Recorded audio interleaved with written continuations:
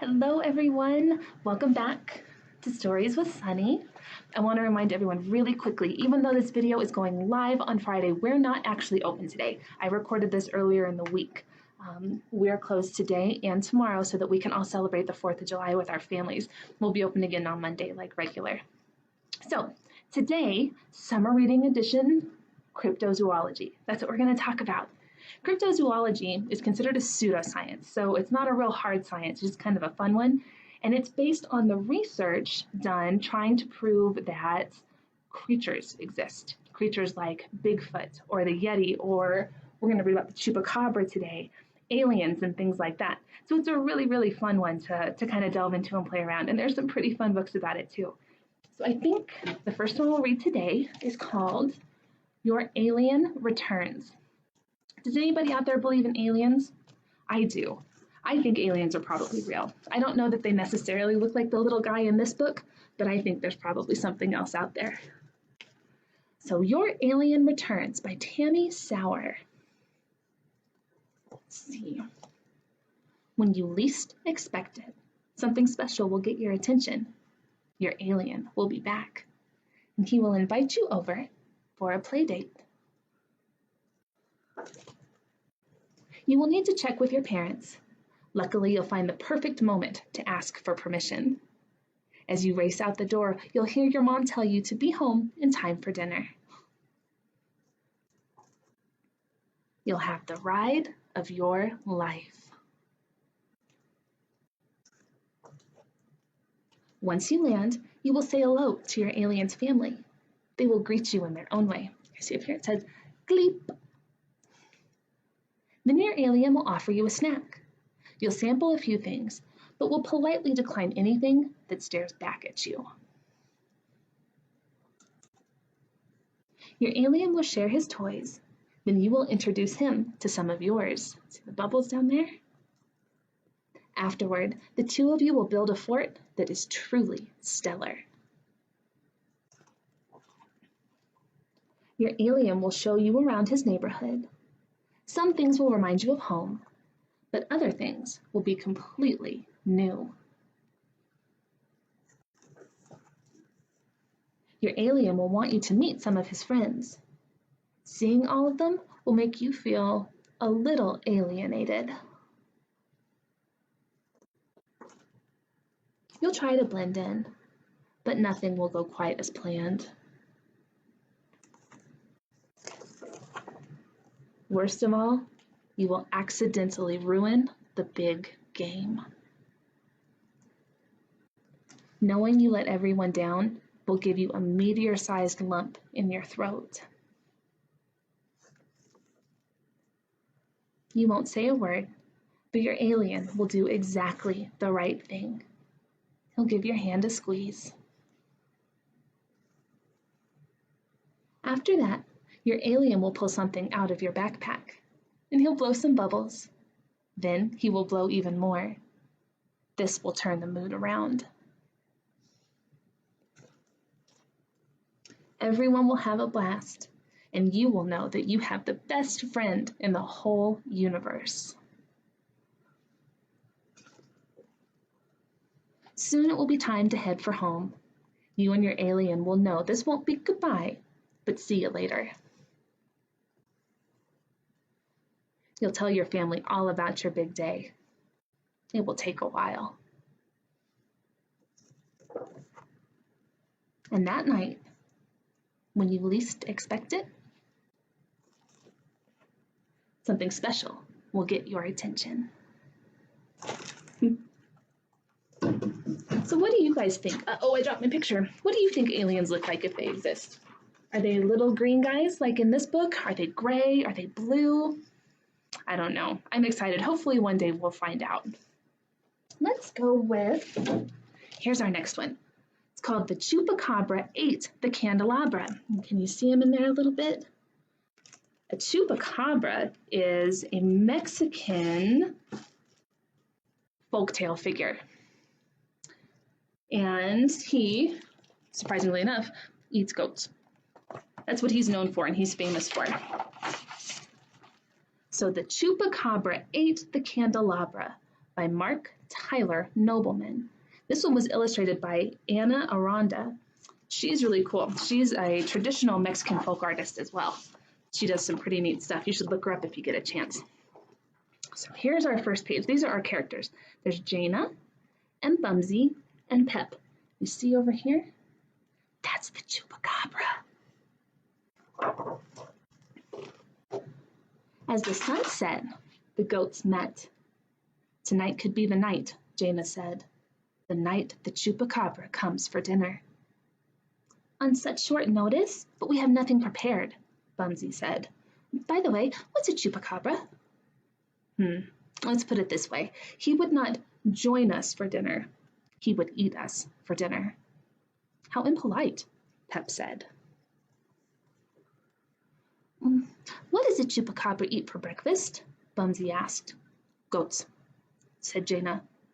For lunch? More goats. No veggies? Pep asked, shaking his head. Not healthy. I know how we can save ourselves, Bumsy said. Oh, wait, can the Chupacabra climb trees? I hear he can, Jaina said. Besides, you can't. Right, Bumsy said. So I'll just stick with being frightened then. Come on, goats, Jaina said. I say we find the Chupacabra before he finds us. I say we scare him off before he eats us. Who's with me? Nobody answered. I said, who's with me? Silly, Bumsy said. Everyone is right here. I mean, who's going with me? Jaina said.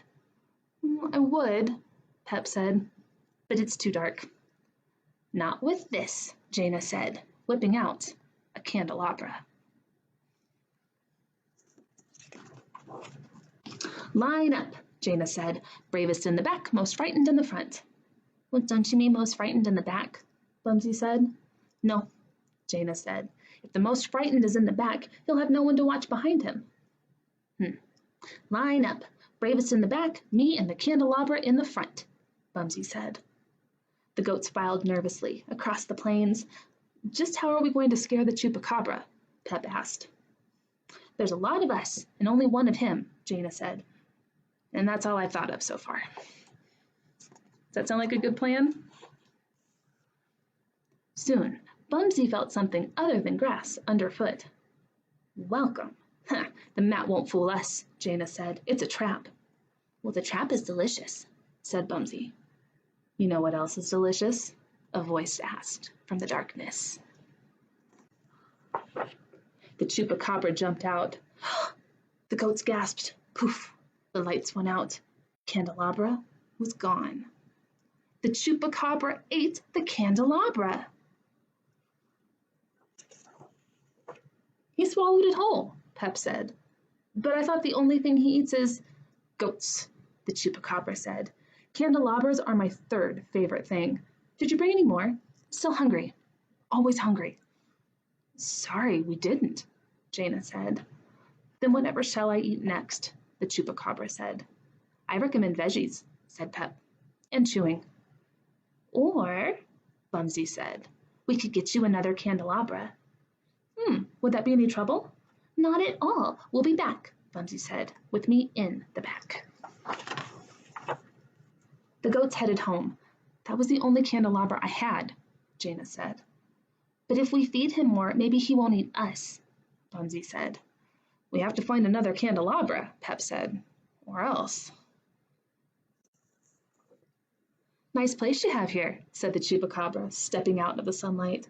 Oh, the goat shrieked. I just came by to tell you that I'm more in the mood for my second favorite food. Might you need weeds? Jaina asked. If so, it's your lucky day. No, the Chupacabra said. What I crave are cucarachas. And what do you know? Here comes one now. The Chupacabra snatched it up and gulped it down. The Chupacabra ate the cucaracha. Might you have any more? The Chupacabra asked. I'm afraid we don't, Jaina said. I am also afraid, said Bumsy, scampering off. No cucarachas, no candelabras, the Chupacabra said. Again, we're sorry, said Jaina. No problem. the Chupacabra said, because you do have my favorite thing to eat. Jaina and Pep shuddered. Please let that be weeds, Pep said. Would I come all this way for weeds? No. My favorite thing to eat is a candelabra, Bunzy said, scampering back. Thank goat I found one. But that's my third favorite thing to eat, remember? A cucaracha, Pep said, spotting one on the ground, just in time. But that's my second favorite thing to eat, we know, Jaina said. But here's an idea. If you eat your third favorite thing to eat and your second favorite thing at the same time, maybe it'll taste even better than your first favorite thing. The Chupacabra tried it. The Chupacabra ate the candelabra and the cucaracha. Thank you for the suggestion, the Chupacabra said. But that was gross. The Chupacabra straightened up, smacked his lips. As I was saying, my favorite thing to eat is goat. Cheese! The goats sighed with relief. Well, there are lots of us, and only one of you, Jaina said. You'll have so much goat cheese you'll never be hungry. But I'm always hungry, the Chupacabra said, so I'll eat anything. Bunzy's relief was brief. Does that mean anyone? Well, not friends, of course, just everything else, the whole chimichanga. You mean the whole enchilada? Pep said. Oh, that too, the Chupacabra said, finishing off his 18th piece of goat cheese, plus the plate and the napkin.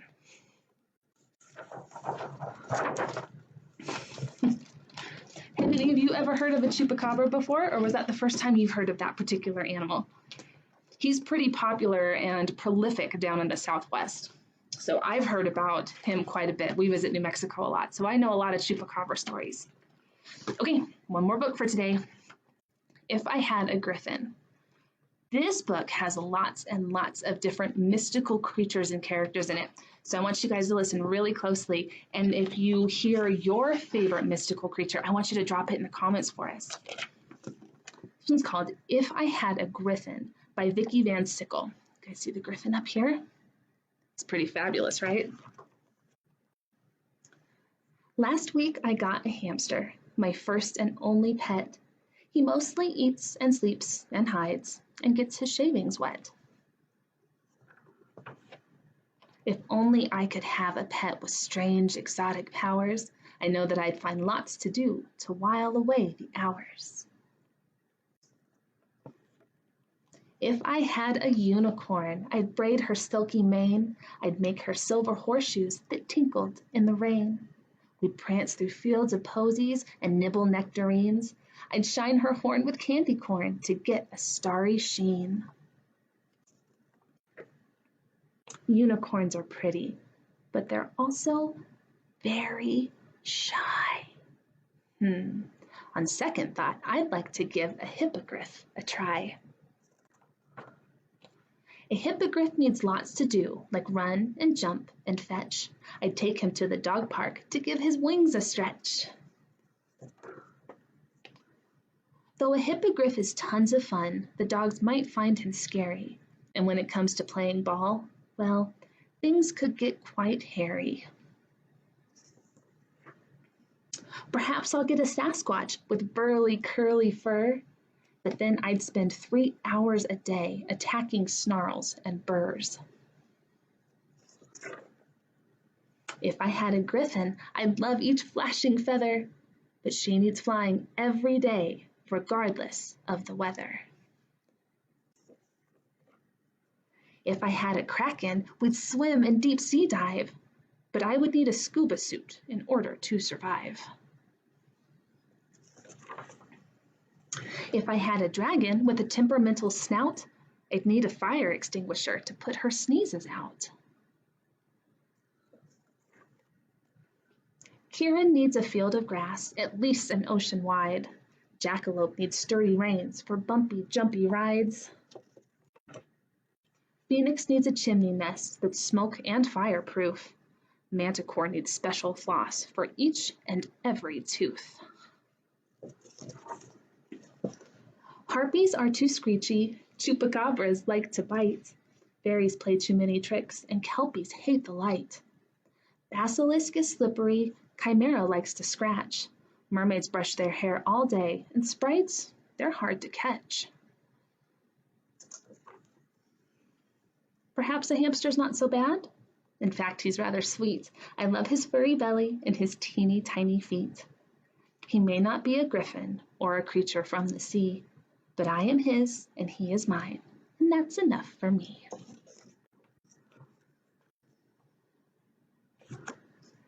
What do you guys think? Did you see your favorite animal anywhere in there? I think if I could have any of those, I would like a griffin. I like to fly quite a bit, so I think that one would be really, really fun. Okay, so let's go over really quick the things that you can get in your grab and go kit this week. We have, to start off, a jackalope puppet that you can make, and you can make him run all around the room. See the bunny with the horns? There's our jackalope. We have a really fun Feed the Alien game. It comes like this, and you'll cut it out and you'll fold it, and there will be some pennies in your bag, and you and your friends can take turns trying to feed the alien, get the pennies into the alien's mouth. And we have our goat paper bag puppet for this week, and a tissue paper flower you can make to feed your goat. Goats eat a lot of different things, right? Let's see. So if you go over to Green River next week and hang out with Miss Becky and say hi to her, you'll be able to pick up a penguin bag. And this says, really neat, check out any book and get a free sundae from Arctic Circle. So you'll definitely want to go check that out. And then you can get your penguin bag that has a book bag and some slime and some gum and other stuff too. So that one will be a lot of fun.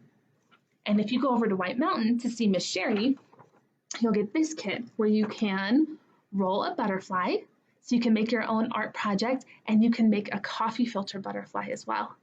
So super fun. Make sure you check out all the libraries next week so that you can get all the different crafts that we can do.